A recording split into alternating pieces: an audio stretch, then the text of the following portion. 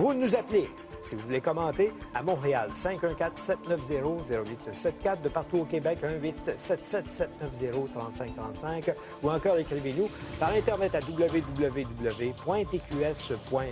Vous n'êtes pas obligé de nous faire des commentaires, vous pouvez dire oui, non, il y a une façon rapide de répondre, puis on compile tout ça, puis on va vous donner le résultat à la fin de notre émission. On a maintenant Alain Dubois, qui est un intervenant pour joueurs compulsifs, qui est avec nous en studio. M. Dubois, bonjour. Bonjour, M. Dubois. Bonjour. Êtes-vous derrière ça? Derrière, non, mais évidemment, on suit ça avec beaucoup d'intérêt. Et évidemment, on approuve le recours collectif intenté là, par des victimes du jeu contre l'Auto-Québec.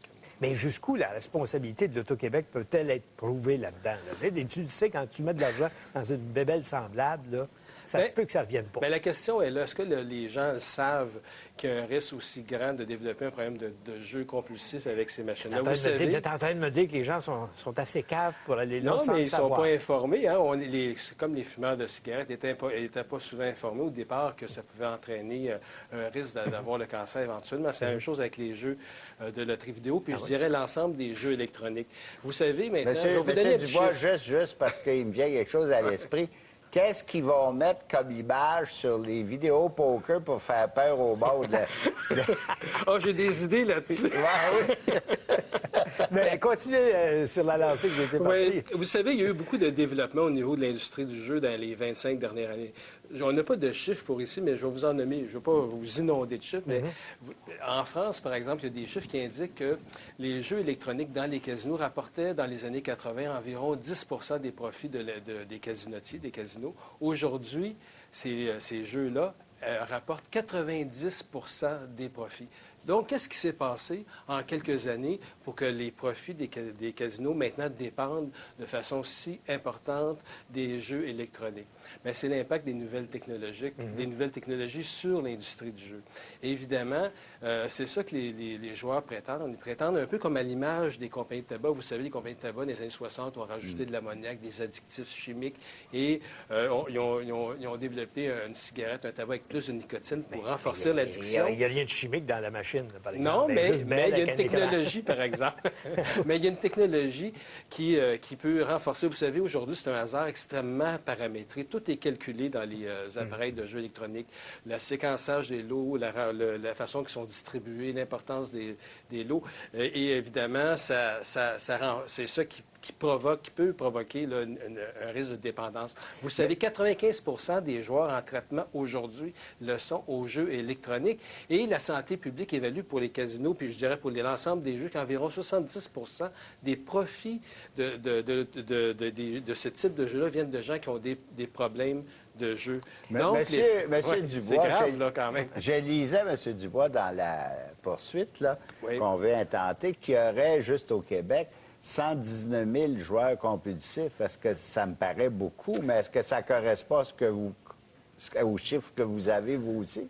Bien, c'est difficile parce que, vous savez, là, au niveau de l'industrie du jeu, tout est un petit peu contrôlé par l'État croupier puis par l'Auto-Québec là-dedans. Fait que les études de prévalence du jeu parlent de 2 Les jeux marketing parlaient de 5 de gens qui se déclaraient eux-mêmes souffrir d'un problème de jeu. Donc, c'est difficile à déterminer le pourcentage exact.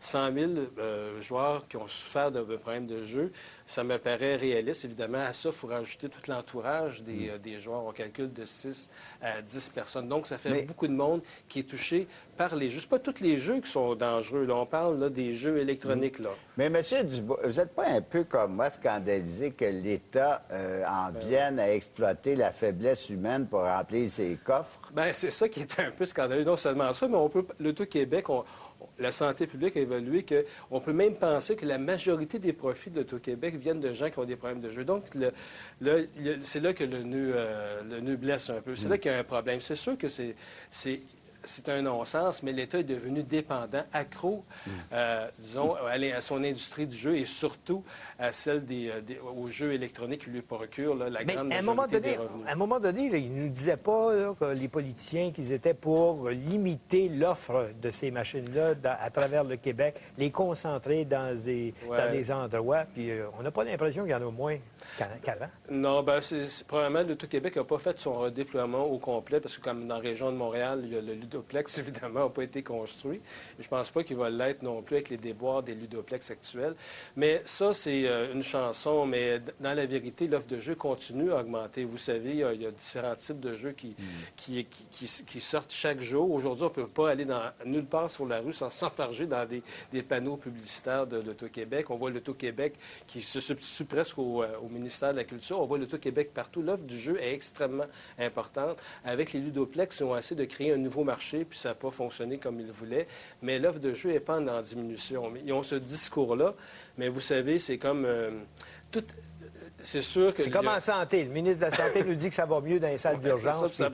Quand tu vas voir, c'est pas bien mieux. Ben non, parce qu'évidemment, toute mesure de précaution efficace au niveau du jeu, toute réduction de l'offre significative arrête des impacts financiers très importants. Pour le gouvernement. Merci d'avoir été avec nous, M. Dubois. Ça m'a fait plaisir. On avait invité l'Auto-Québec, qui n'a pas voulu. On voulait parler de Mise sur toi, qui est leur programme pour aider. Ils disent, ça fait 5 ans, il n'y a jamais personne qui a voulu nous en parler, fait qu'on n'a pas rien à dire parce que là, maintenant, on se retrouve devant les tribunaux.